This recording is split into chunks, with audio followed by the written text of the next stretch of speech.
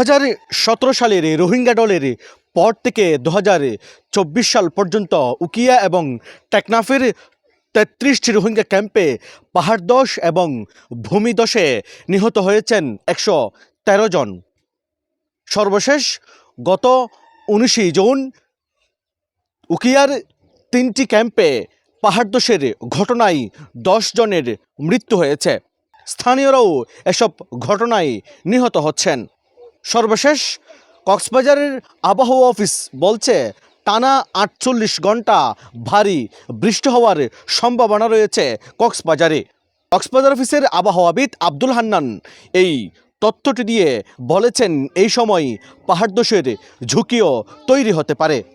তাই বিশেষ করে উকিয়ারে রোহিঙ্গা ক্যাম্পগুলোতে গুরুত্ব দেওয়ার কথা বলেছেন তিনি। উকিয়ার বালুকালীর বেশ কয়েকটি রোহিঙ্গা ক্যাম্প একেবারেই ঝুঁকিতে, যেসব ক্যাম্পের ঘরগুলো পাহাড়ের উঁচুতে অবস্থিত।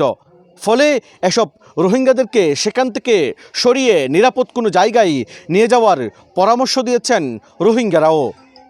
এখানে আরও একটি সংকট রয়েছে, সেটি হলো যখন কোনো দুর্যোগ কিংবা কোনো ঘূর্ণিঝড় আসে তখন ঝুঁকিপূর্ণ এলাকায় বসবাস করা রোহিঙ্গাদেরকে সরিয়ে বিশেষ কোনো নিরাপদ স্থানে নিয়ে যাওয়ার মতো এখানে তেমন একটা আশ্রয়কেন্দ্র নাই।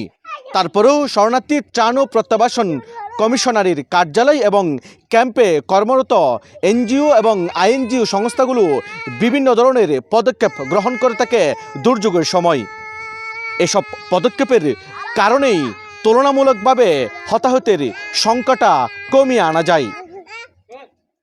উকিয়ার রোহিঙ্গা ক্যাম্পের ইরানি পাহাড় থেকে শামীমুল ইসলাম ফয়সাল, টিটিএন, কক্সবাজার।